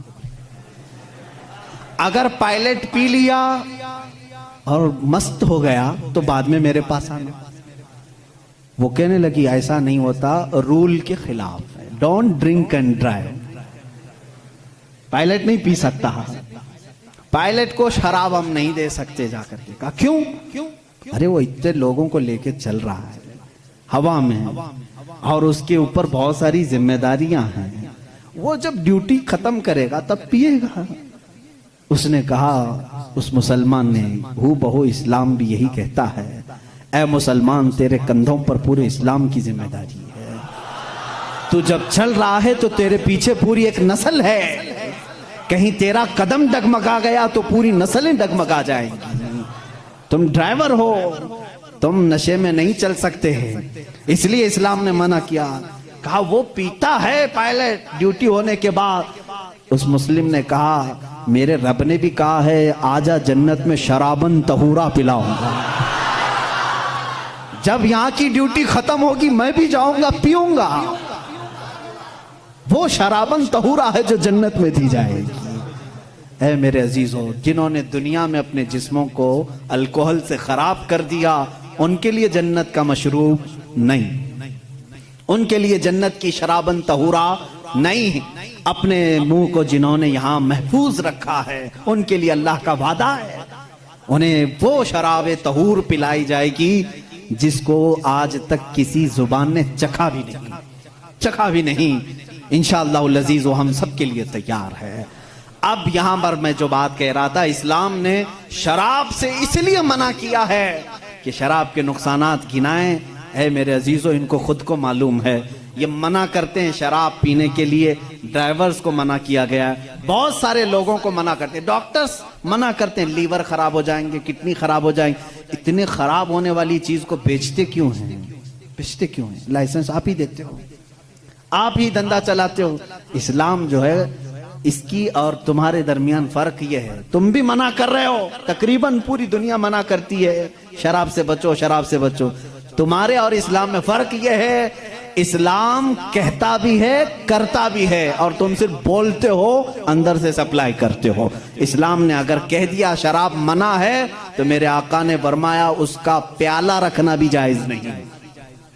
ये नहीं कि सबको शराब पीने के लिए मना कर दिया और भट्टा खोल करके रखे हैं, ऐसा नहीं है। इस्लाम जड़ पर उंगली रखता है। अगर शराब मना है तो शराब बनाने वाले आले भी तोड़ दो। हुजूर सल्लल्लाहु ताला अलैहि वसल्लम ने जिस दिन ऐलान किया था, मदीने में सारे लोगों ने वो मटके भी तोड़ दिए थे। उनसे पूछो, शराब फेंक देते, बाद में धो के पानी भर लेते, क्यों नहीं भरा? जिन प्यालों में शराब पी जाती थी उसको तक तोड़ दिया साहबा ने। जब शराब हराम हुई, पूछा गया, ये तोड़ने का फलसफा समझ में नहीं आया, धो के रख लेना चाहिए था, दूसरे काम में यूज होता। कहा ना, इस्लाम की हिकमत यह है कि बाद में कभी इसको देख करके याद भी ना आए कि इसमें हम पीते थे, याद भी ना आए, इसको तोड़ दो जिसमें शराब रखी जाती थी। इस्लाम वहां तक की पाबंदी लगा चुका है मेरे अजीजों। बहुत सारी खुसूसियात हैं, जिस दीन पर आप कायम हो, यही कामिल दीन है, यही अकमल दीन है। इसमें नक्स और ऐब की एक भी गुंजाइश नहीं। मेरा टॉपिक और तवील था, लेकिन वक्त की गुंजाइश नहीं है, हमें जल्दी बात समेटने का कहा भी गया है। कल से इंशाअल्लाह अज़ीज़ मैं और जल्दी शुरू करने की कोशिश करूंगा, ताकि आप तमाम हजरात अपने वक्त पर जल्द से जल्द पहुंच जाएं। आखिरी मेरी चंद बातें ये सुन लो, जिस दीन फितरत पर आज हम सब अमल कर रहे हैं, ऐ मेरे गयूर नौजवानों, मैंने कल भी ये बात कही थी कि कभी अपने आप को हल्का मत समझना। तुम जिस दीन पर कायम हो, फख्र से कहोगे कि मैं मुस्लिम हूँ, फख्र से कहोगे अल्हम्दुलिल्लाह मैं इस्लाम पर हूं। क्योंकि दुनिया आज इस तरह के प्रोपेगेंडे फैला रही है, ये टीवी मीडिया के जरिए, ये दज्जाली मीडिया है जो पूरे बैठे हुए हैं, ये दज्जाल की फौज है। पूरे हक को बातिल बनाना, बातिल को हक बना करके पेश करना। इनको देखें, मुसलमानों के बारे में थोड़ी सी बात मिले, कहीं पर भी उसको ला करके प्रोपेगेंडा फैलाया जाए, डिबेट के लिए बुलाया जाए, जर खरीद मौलवियों को बुला करके उनको जलील किया जाए। ये सारे काम क्यों करते हैं जानते हैं आप? ये टीवी शोज में सिर्फ इसलिए कि ये नौजवान अपने आप को गिल्टी फील करे, अरे क्या यार मैं गलत कर दिया, मुसलमान हो गया, देखो हमारे मुसलमानों के साथ क्या है। और फिर ये क्या करने लगता है, धीरे धीरे अपने आप को छुपाने लगता है, दूसरों के सामने जाकर के कहने लगता है नहीं नहीं नहीं मैं वैसा मुसलमान नहीं हूं, ऐसा मुसलमान नहीं। तुम सफाई देने लग जाते हो, इनकी बातों में आ गए तुम, इन दज्जाली लोगों की बातों में बहक गए। تمہیں فخر سے یہ کہنا چاہیے تھا، تم جس کی کا پروپیگنڈا کر رہے ہو میں اس مسلمان کو نہیں مانتا جو غلط کرتا ہے، میں تو جس مسلمان کو اپنا آئیڈیل سمجھتا ہوں وہ حیدر کرار ہے، میں جس مسلمان کو آئیڈیل سمجھتا ہوں وہ عثمان ابن عفان ہے، میں جس کو آئیڈیل سمجھتا ہوں وہ عمر فاروق ہے، میں جس کو آئیڈیل سمجھتا ہوں وہ صدیق اکبر ہے، بلکہ میرا پورا نمونہ زندگی اگر کسی کے ارد گرد گھومتا ہے وہ محمد الرسول اللہ ہے۔ میں کسی ایسا کا عاشق نہیں ہوں کہ تم مجھے بلیم کرو کہ تم کمزور لوگ ہو، تم لوگ ایسے ہو ویسے ہو، نہ، میں کبھی بھی اسلام کو ہلکا نہیں سمجھتا۔ ہو سکتا ہے میرے سے خرابیاں ہو جائیں، غلط کام ہو جائے، لیکن میرا دین ہلکا نہیں ہے، میرا دین ہلکا نہیں ہے۔ تم ہمیشہ پراؤڈ فیل کرو، ہمیشہ اپنے آپ کو فخر سے محسوس کرو۔ انشاءاللہ العزیز دنیا میں بھی اللہ تعالیٰ نے ہمیں عزت سے ہی رکھا ہے۔ کیا یہ عزت نہیں ہے میرے عزیزوں؟ آج بھی یہ عزت نہیں سمجھتے اس کو کہ اللہ تعالیٰ تمہیں حلال کھلا رہا ہے، پاکیزہ کھلا رہا ہے؟ تمہیں کتنی باتوں کو اللہ تعالیٰ نے پاک کر کے رکھا ہے جانتے ہیں؟ تم کو وحشی قوم میں نہیں رکھا، تم کو زنا سے روکا گیا ہے، جس کو آج پوری دنیا بھی یہ سمجھتی ہے۔ اچھا یہ بات بھی میں آپ کو بتا دوں، جن لوگوں نے یہ کہا ہے کہ کھلے عام چھوڑ دینا چاہیے، سب جس کو پسند کریں، سب ایک دوسرے کے ساتھ گڈمنڈ ہو جائیں، مرد عورتوں کے ساتھ اختلاط کریں، عقلی دلیلیں بہت لاتے ہیں، تو ان سے کہو اپنی بہن اور بھائی کے نکاح کو کیوں تم غلط سمجھتے ہو؟ کر لینا چاہیے پھر۔ نہیں، آج پوری دنیا اس کا انکار کرتی ہے، بھائی اور بہن کا ریلیشن نہیں ہو سکتا نکاح میں، نہیں ہو سکتا، حالانکہ عقل کے اعتبار سے کیا ہے، وہ مرد ہے یا عورت ہے، مل جانا چاہیے، نہیں تسلیم کرتے۔ یہ پھر ہم کو کہتے نہیں اخلاق ایسے نہیں ہیں کہ بہن کے ساتھ نکاح نہیں کرنا چاہیے۔ میرے عزیزو، اسلام اخلاق ہی تو سکھاتا ہے، اخلاق ہی تو سکھاتا ہے کہ ہم مردوں کو یہ حکم دیتے ہیں ہر ایک عورت کے ساتھ تم دست درازی نہیں کرو گے، بلکہ وہی عورت تمہارے لیے حلال ہوگی جس کے ساتھ نکاح کا ایگریمنٹ کر کے آؤ گے۔ ہم ہر عورت پر اپنے ہاتھ چلانے اور اپنی حکم جھاڑنے کی بات نہیں کرتے، بلکہ وہی عورت تمہاری زندگی کا ہم سفر بنتی ہے جس کو تم نے سب کے سامنے علل اعلان قبول کیا ہے۔ ہم چھپ کر کے کسی عورت کو لے جانے کے قائل نہیں، بلکہ میرے آقا نے فرمایا جب نکاح ہو تو اعلان کرو، سب کو اعلان کر کے بتاؤ کہ میں فلاں کے ساتھ اب وابستہ ہو چکا ہوں۔ عزیزان گرامی، میری باتوں کا خلاصہ صرف اور صرف یہ ہے کہ میں اپنے نوجوانوں کے اندر سے وہ باتیں نکالنا چاہتا ہوں جو آج دنیا لوگوں کے ذہن میں ڈالنے کی کوشش کر رہی ہے۔ اس کے بعد اور سخت معاملات آنے والے ہیں، اور سخت معاملات آنے والے ہیں۔ یہ مسجدوں کی پکس دکھائیں گے، مسجدوں کے فوٹو دکھائیں گے، اور اس کے بعد دہشت گردی کو دکھائیں گے۔ مسجدوں سے یہ کام ہوتے ہیں۔ کیوں یہ سب چیزیں کرتے ہیں معلوم؟ ان کو بھی معلوم ہے مسجدوں میں صرف اللہ کی عبادت ہوتی ہے، یہاں جھکتے ہیں، بات اپنے رب کی کرتے ہیں، سب کو معلوم ہے، لیکن وہ صرف اور صرف تمہارے دلوں میں یہ ڈالنا چاہتے ہیں کہ تم کبھی کبھار گلٹی فیل کرو، اپنے آپ کو کمزور سمجھو، مسلمان ہونا میری غلطی تھی، مسلمان ہونا میرا گناہ تھا، یہ تم کو باور کرانا چاہتے ہیں۔ معاذ اللہ، کبھی نہ آنے دینا۔ اور انشاءاللہ العزیز میں یہ سب چیزیں بولتا رہوں گا، چاہے یہ پوری میڈیا مل کر کے ہمارے بچوں کو ورغلانے کی کوشش کرے۔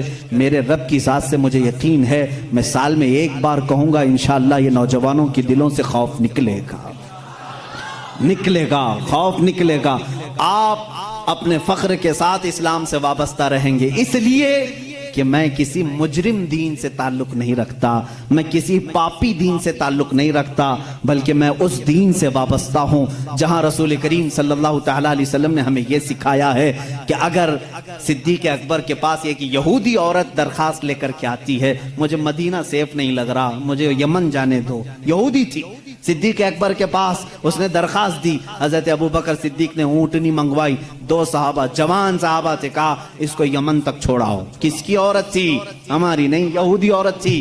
اب اسی یہودی عورت سے سنو یہ 2 نوجوان کیسے لے کر کے گئے، یمن تک چھوڑنے کے لیے گئے۔ وہ عورت یمن پہنچی تو وہاں جا کر کے اس کا الگ ہی معاملہ تھا۔ یہ دونوں نوجوانوں کے بارے میں وہ بتاتی ہے، سارے لوگوں کو جمع کر کے، میں سمجھتی تھی کہ مدینہ سیف نہیں ہے، سارے مسلمان جمع ہو گئے، اب یہاں پر سب مسلمان بھر گئے، لیکن میں نے یہ 2 نوجوانوں کو دیکھا، مدینے سے لے کر یمن تک یہ میرے ساتھ آئے، لیکن ایک بار بھی انہوں نے سر اٹھا کر میری طرف دیکھا نہیں۔ جب کبھی کوئی چوکی آتی، چیکنگ پوائنٹ آتا تھا، صحابہ ہوتے تھے، تو یہ دونوں نوجوان آگے بڑھ کر کے کہتے صدیق اکبر خلیفۃ المسلمین کا بھیجا ہوا مسافر ہے، دروازہ کھول دیا جائے اور آگے جانے کی اجازت دی جائے۔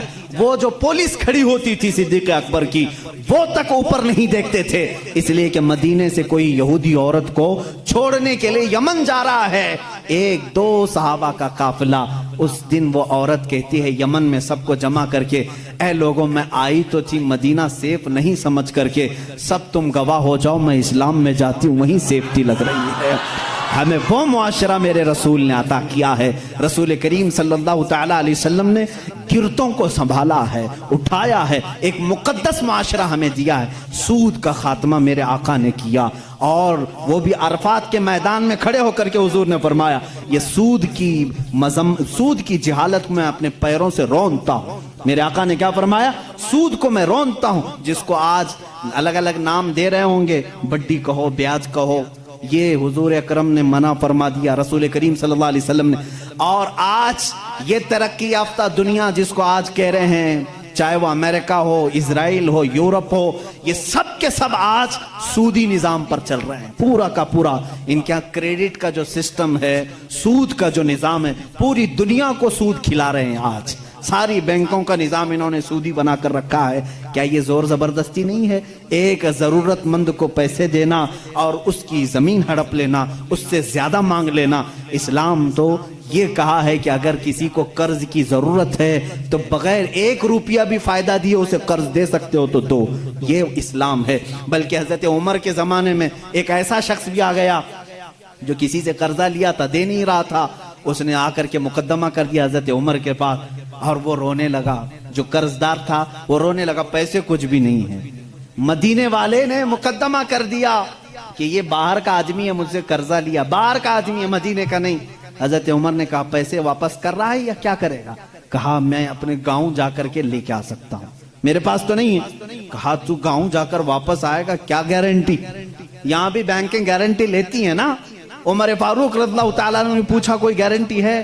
کہا مجھے مدینے والے کوئی بھی نہیں جانتے۔ ہاں وہ تھا مسلمان، یا جو بھی رہا ہو، مجبور تھا، مظلوم تھا، پیسے نہیں تھے۔ پوچھا مدینے والوں میں سے کوئی اس کی گارنٹی لے گا، کوئی گارنٹر بنے گا، ضامن بنے گا؟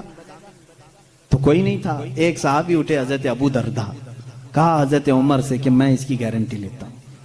کہا کتنے دن کی؟ کہا اس شخص سے پوچھا گیا کب تک آئے گا؟ کہا 2 دن میں آؤں گا۔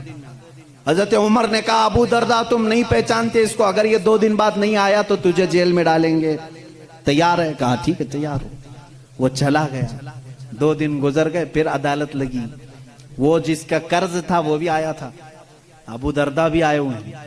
تھوڑی دیر گزری، مغرب کا وقت ہوا، وہ شخص آ گیا، پیسے لے کر کے آیا حضرت عمر کے پاس، کہا بڑا احسان آپ کا، آپ نے 2 دن کا ٹائم دیا، میں اپنا قرض لے کر کے واپس آ گیا ہوں۔ تھوڑا سا قرض تھا، اس پر انٹرسٹ نہیں، جتنا لیا تھا اتنا لا کر دیا، معاملہ ختم ہوا۔ لیکن اچانک جانتے معاملہ بدل گیا۔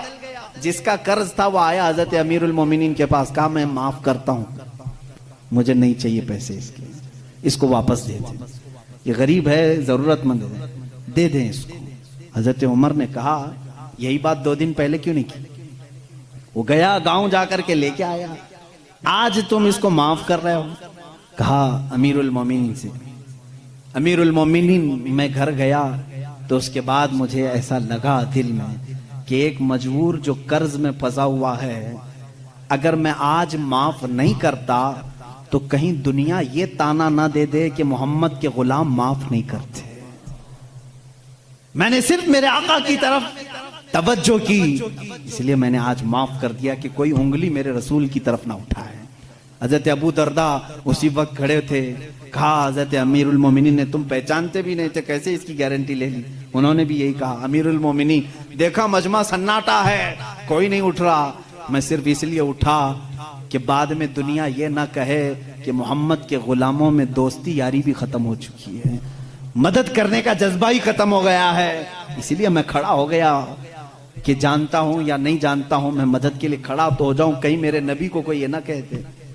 وہ شخص جو قرضہ لے کر کے آیا امیر المومنین نے اس سے پوچھا آخر میں تو گیا تھا، جا سکتا، غائب ہو گیا، تجھے کون پکڑنے آتا؟ اس نے کہا امیر المومنین 2 दिन से इसी बेचैनी में था, चाहता तो भाग जाता, इसलिए लौट आया कि बाद में दुनिया ये ना कहे कि मोहम्मद के गुलाम वादा खिलाफी करते हैं, गद्दार ना कहें रसूल के गुलामों को, इसलिए हम लौटाए। मेरे नबी ने वो इस्लाम दिया है, सूद के निजाम को खत्म फरमाया है। और हुजूर सल्लल्लाहु अलैहि वसल्लम ने फरमाया जोर जबरदस्ती किसी पर नहीं। हमारे यहाँ किसी काले पर किसी गोरे को फजीलत नहीं, किसी लंबे को किसी नाटे पर फजीलत नहीं, किसी भी बड़े आदमी को अमीर को गरीब पर फजीलत नहीं, बल्कि हमारे यहाँ फजीलत अगर है किसी को सिर्फ तकवा और परहेजगारी पर है। आज जो इस्लाम पर भौंकते हैं वो अपनी जमीन नहीं संभाल पा रहे हैं। अमेरिका में काले गोरे की लड़ाई आज भी चल रही है, आज भी चल रही है। राइट्स इतने हैं, गोरे कालों को मार रहे हैं, काले गोरों को मार रहे हैं। तुम 14 सदियों के बाद इस तरक्की याफ्ता जमाने में काले गोरे का फर्क नहीं मिटा सके, वो हबीब कायनात सल्लल्लाहु अलैहि वसल्लम 14 सदियों पहले ही निहायती हबशा के रहने वाले काले लोगों में से एक बिलाल को खाने काबा की छत पर चढ़ाया और दुनिया को यह बताया कि वाबस्तगी अगर नबी के गुलामी की हो जाए, रसूल के दामन से कोई वाबस्ता हो जाए, तो उसका मकाम सिर्फ ये कालीन फर्श नहीं बल्कि काबा की छत भी उसके कदमों के नीचे होती। हमारे हजरत बिलाल हबशी को हुजूर ने चढ़ाया कि नहीं चढ़ाया? फतह मक्का के दिन हजरत अबू बकर थे, हजरत उमर थे, हजरत उस्मान थे, हजरत अली थे रज़वानुल्लाह अलैहिम अजमाइन। इनमें से किसी को खड़े करके कहते चढ़ो ऊपर अजान दे दो ना। हजरत बिलाल को क्यों कहा? पूरी दुनिया को ये बताने के लिए अमीरी गरीबी गुलाम आका का फर्क इस्लाम ने मिटा दिया। अब आका वो होगा जो रसूल का गुलाम होगा। अजीजा ने गिराम वखार, इस्लाम उस दीन को कहते हैं जिसमें ऊंच नीच का फर्क नहीं, जहां अमीरी गरीबी ये सारे सिस्टम नहीं। ये कास्टिज्म कहां से? इस्लाम में नहीं। अगर तुम बिरादरी के फर्क करते हो तो ये जहालत है। हमारे यहाँ इन तमाम चीजों की मजम्मत की गई है और ये इस्लाम पर भौंकने वाले लोगों से फिर मैं कहता हूं जरा अपने दामन में झांक करके देख लो। आज भी तुम्हारे यहाँ मार तोड़ है। इस बिरादरी का आदमी इस बिरादरी से शादी नहीं कर सकता। अरे राजस्थान में आज भी है, छोटी बिरादरी वालों को अगर वो आकर के पानी के गिलास को हाथ भी लगा दिए तो उनका गिलास तोड़ दिया जाता है। आज भी है। दलित लोगों के साथ आज भी ये नाइंसाफी है। हिंदुस्तान की बात कर रहा हूं। और इस्लाम उस दीन को कहते हैं जहां सब अमीर गरीब एक हो गए। इसीलिए शायर ने कहा था, शायर मशरिक ने, कि आ गया ऐन लड़ाई में गर वक्त नमाज। ये इस्लाम का फलसफा है। आखिरी में मैं समझा रहा हूं, इस्लाम की इक्वलिटी को, मसावत को तुम क्या समझ सकोगे? आज ये जो बराबरी के हुकूक की बात करते हैं, मैं इनसे कहता हूं जरा कभी किसी दलित को पंडित बना के दिखाओ, किसी दलित को, किसी SC ST को तुम अपने मंदिर का पुजारी बना के देखो। ओ नहीं, अब शगुन हो जाएगा, अब शगुन हो जाएगा। इसको तो हक नहीं, दलित को हक नहीं है कि वो धार्मिक चीजें। बल्कि उत्तर प्रदेश में एक ऐसे प्रोफेसर भी हैं, मैं जब दिल्ली गया था वहां पर उसके बेटे से मुलाकात हुई थी। उन्होंने कहा था वो उसके बाप संस्कृत कितने सालों से पढ़ रहे हैं और पढ़ा रहे हैं, लेकिन हमेशा गांव वाले मारते हैं कि संस्कृत जबान सिर्फ ब्राह्मण लोग पढ़ सकते हैं, तू दलित है। ये कास्टिज्म यहां पर भी चल रहा है। इसके खिलाफ क्यों नहीं कोई कानून लाते? मंदिरों में पुजारी और पंडित दलित बिरादरी के भी लोग होना चाहिए। ये मैं उनकी तरफ से आवाज उठा रहा हूं। लाओ तुम, आओ इधर मस्जिद के मुसल्ले पर देखो। मस्जिद के मुसल्ले के लिए कहीं पर भी ये शर्त नहीं खान होना चाहिए, पठान होना चाहिए, बल्कि यहाँ पर शर्त ये है हाफिज कुरान हो, बस वो हमारे सरों के लिए इमाम है, वो हमारी नमाजों का इमाम है। अगर इल्म दीन मुस्तफ़ा है वो हमारे नमाजों का इमाम है। अगर वो तकवा व तहारत तजवीद को जानता है वो हमारा इमाम है। शरीयत सिर्फ इतना कहती है ईमान हो, बाकी किसी भी बिरादरी का हो, ईमान हो किसी भी बिरादरी का हो, वो इमाम बन सकता है। मस्जिद के मुसल्ले पे भी चढ़ सकता है, मिंबर पे भी चढ़ सकता है, कुरान भी पकड़ सकता है, बल्कि तुम्हें फतवा देने की अथॉरिटी भी रखता है, फतवा देने की अथॉरिटी भी रखता है। जानते हैं हमारे कुछ मुफ्तियान कराम अभी माजी करीब में गुजरे हैं। आज अब भी एक बहुत बड़े फकीह मौजूद हैं میں نام ذکر نہیں کروں گا، بہت بڑے فقیہ ہیں جن کی تعظیم خود مرشد گرامی حضور تاج الشریعہ فرمایا کرتے تھے، وہ آج بھی موجود ہیں، لیکن وہ ایک پنڈت کے بیٹے ہیں، وہ پنڈت کے بیٹے ہیں۔ شروع میں خود ان کی گھر کے ماحول ایسے تھے، پورے ہندوانہ رسم و رواج تھے، لیکن مجاہد ملت کا قافلہ آیا تھا، وہ ایمان لائے اور درس نظامیہ پڑھا، عالم بنے، محدث بنے، فقیہ بنے۔ آج ان کی پوزیشن یہ ہے 60 مفتیوں کے بیچ میں بیٹھ کر کے وہ فتویٰ دیتے ہیں۔ یہ اسلام ہے، یہ اسلام ہے۔ ہم چھوٹی برادری، بڑی برادری، یہ بیچ کی برادری نہیں۔ اگر ایمان ہے تو تو ہمارے سر کا تاج ہے۔ اگر تیرے دل، مجھے یہاں کیوں بٹھایا؟ کبھی میرے سننے والوں نے یہ نہیں پوچھا کہ تمہاری برادری کیا ہے، کبھی نہیں پوچھا، بلکہ انہوں نے صرف یہی دیکھا ہے کہ بولتا تو نبی کی بات ہے، بس اتنی کافی ہے۔ اسی لیے آخری یہ شعر پر میں اپنی گفتگو ختم کرتا ہوں۔ اقبال نے کہا تھا، آ گیا عین لڑائی میں گر وقت نماز، قبلہ روحوں کے زمین بوس ہوئی قوم حجاز، ایک ہی صف میں کھڑے ہو گئے محمود و ایاز، نہ کوئی بندہ رہا نہ کوئی بندہ نواز۔ یہ ہے اسلام، جس صف میں میرے آقا صلی اللہ علیہ وسلم نے صدیق اکبر کو کھڑا کیا، بغل میں بلال حبشی کو بھی کھڑا کیا، ایک جگہ عمر فاروق کو کھڑا کیا ہے، عثمان ابن عفان جو اپنے وقت کے کروڑ پتی نہیں، ارب پتی۔ میں صرف آپ کو ان کے مال کا اگر تخمینہ بتا دوں، جب خلفائے راشدین کی بات آئے گی تو میں بتاؤں گا۔ ایک بار جنگ میں انہوں نے 3000 اونٹ دیے تھے، 3000 درہم دیے تھے۔ ابھی کا ویکیپیڈیا میں نے اس کا کیلکولیشن کر کے پوچھا کتنا ہوتا ہے 3000 درہم اس زمانے کا، آج کی ویلیو کیا ہے، تو اس میں بتاتے ہیں 1 ارب 16 کروڑ روپے۔ ایک وقت میں دان کرنے والا عثمان ابن عفان، ایک وقت میں خیرات کرنے والا، 1 ارب 16 کروڑ روپے خرچ کرنے والا عثمان ابن عفان اسی صف میں کھڑا ہے، اور بغل میں وہی علی کھڑا ہے جو دن میں 2 درہم کمایا کرتا ہے، رضوان اللہ تعالی علیہ مجمعین۔ اس فرق کو مٹانے کا نام اسلام ہے۔ میرے عزیزو، اسلام کو پڑھو، سمجھو۔ میں ان کو بھی دعوت فکر دیتا ہوں، یوں ہی بھونکنا اچھی بات نہیں۔ بجلی آتی ہے تو کتے بھی بھونکنے لگتے ہیں، انہیں کیا پتا کہ بجلی کیوں چمک رہی ہے، ارے بارش آنے والی ہے، انہیں نہیں معلوم۔ اسی طرح میں ان کو دعوت فکر دیتا ہوں، اٹھاؤ اسلام کو، میرے آقا کی سیرت کو، قرآن کو، انشاءاللہ تمہارا بھی دل کھل جائے گا اور تم بھی سمجھ جاؤ گے کہ اسلام کس چیز کا نام ہے۔ اسلام کی فطرت میں قدرت نے وہ لچک دی ہے، جتنا ہی دباؤ گے اتنا ہی وہ ابھرے گا۔ وآخر دعوانا الحمدللہ۔